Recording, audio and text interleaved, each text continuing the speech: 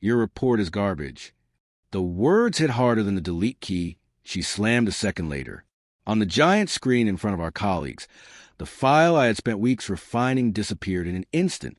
Just like that, my work, my pride, my hours of late nights, gone. She leaned back in her chair, smirk tugging at her lips. That's how it's done, people. Learn to keep your standards high. The team shifted uneasily. Nobody spoke.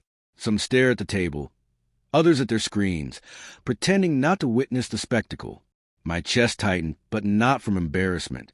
No, I'd grown used to the subtle digs, the power plays, the way she twisted our marriage into leverage at the office. This was different. This was her drawing a line. She wasn't my wife here. She was my superior, and she would humiliate me if it meant boosting her control. I sat still, the taste of bile creeping into my throat. My wife, my partner, my confidant, looked at me as though I were just another employee beneath her, disposable and replaceable. But inside, something snapped. I didn't lash out. I didn't beg her to stop. Instead, I reached for my phone. A single number glared back at me, a call I'd been dodging for months. A competitor firm, eager to poach me. Their last offer, $800,000. I had stayed loyal to my company, loyal to her. Not anymore. I rose slowly, chair scraping against the floor. Every eye in the room followed. She raised an eyebrow, arms crossed, savoring her dominance. I pressed the phone to my ear. Yes, I said, my voice steady, loud enough for the team to hear. I'll take the $800,000 to join your firm. Silence blanketed the room. A pen dropped somewhere. Her smirk faltered just a flicker, but I caught it. For the first time, she realized I wasn't playing her game anymore. I walked out, the weight of betrayal carried not on my shoulders, but in my chest. This wasn't just professional sabotage. It was personal. A woman who once whispered love to me now wielded authority like a weapon, cutting me down where it hurt most. The workplace wasn't just a job. It was a stage where she showcased her contempt. That night, I sat alone in the apartment, the quiet pressing in like a verdict. She didn't come home until late, her heels clicking against the hardwood as if nothing had happened. She dropped her bag on the counter, poured herself a glass of wine, and said casually, "Rough day at the office?" I stared at her, stunned by the audacity. "Do you even hear yourself?" I asked. She shrugged, sipping. "You need thicker skin. If you can't handle criticism, maybe you're not cut out for this." Criticism. That was the word she used.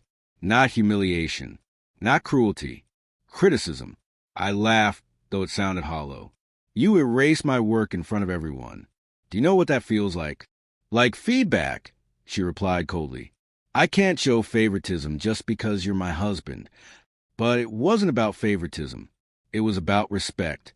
Respect she no longer gave me, either as a partner or as a man.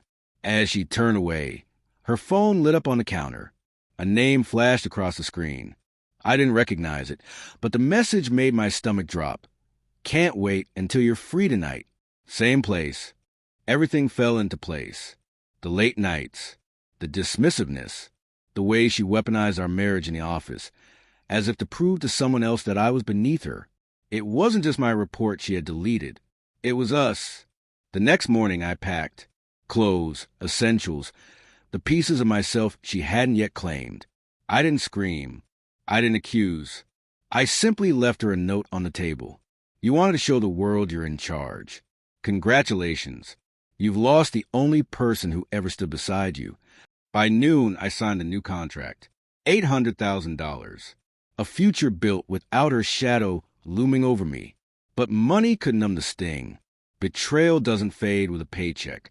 I carried it like a scar, a reminder of how love can turn sharp, how intimacy can twist into cruelty when ambition poisons the heart. Weeks passed before she called. The tone was softer, desperate even. "Can we talk?" she asked. "No," I said.